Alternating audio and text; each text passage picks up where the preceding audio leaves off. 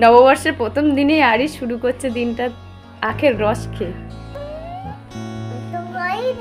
দেখো এখন সকালবেলায় শুরু করেছি আখের রস।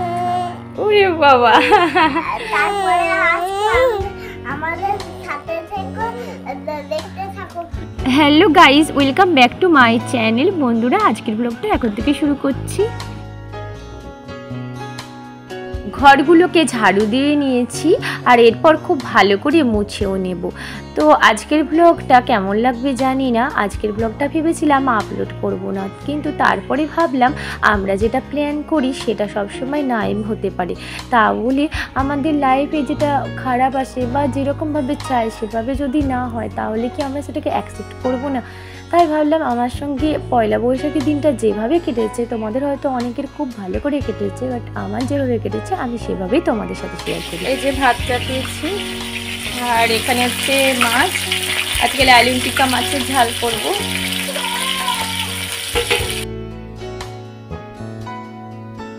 লালুন টিক্কা মাছটা প্রথমে ভেবেছিলাম ঝাল করব, তো তারপরে হচ্ছে যে আলু জিরে দিয়ে একটু ঝোল মতো করছি, টমেটো দিচ্ছি সাথে, বেশ ভালো লাগে খেতে।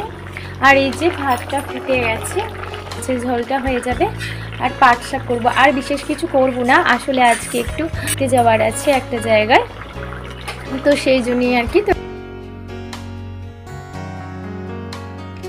রান্নাগুলো সবই হয়ে গেছে, কিন্তু সাজিয়ে খাওয়ার মতো আজকে সময় ছিল না। তাই খাওয়া দাওয়া করে কিছুক্ষণ পরে বেরিয়ে পড়লাম। এই যে দরকার ছিল বললাম একটু, তো ওই জন্যে আর কি। তো কোথায় যাচ্ছি, কেন যাচ্ছি, কিসের জন্য যাচ্ছি তোমাদেরকে সবটাই পরে জানাবো।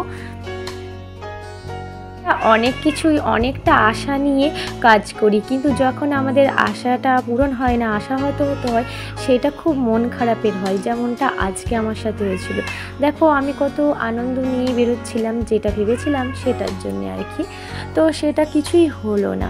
তো কাজ না হলে যেটা আর কি মন খারাপ হয়ে যায়, সময়টাও নষ্ট হয়ে যায়। তো কি আর করা। তো আরিশ ছিল দাদুর কাছে, তো আরিশকে একটু দই ফুচকা কিনে দিলাম। তো এরপর চলে যাব বাড়িতে, এটাই ভেবেছিলাম, কিন্তু হঠাৎ করে একটা কারণের জন্যে আবার বাবার দোকানে একটুখানি আমাদের বসতে হয়েছিল। আর এই যে আরিশের জন্যে দই ফুচকা নিয়ে এসেছি। তো বাবা চলে গেছে, একটুখানি একটু দরকার ছিল আসলে, সেই জন্যেই। তো আমি আর মিঠিমা বসেছিলাম, কিন্তু মিঠিমার এতটা শরীর খারাপ করছিল, কান্নাকাটি করছিল। তো এভাবে দিনটা কেটে গেল। পয়লা বৈশাখে অনেক অনেক শুভেচ্ছা তোমাদেরকে, শুভ নববর্ষ তোমাদেরকে জানাই।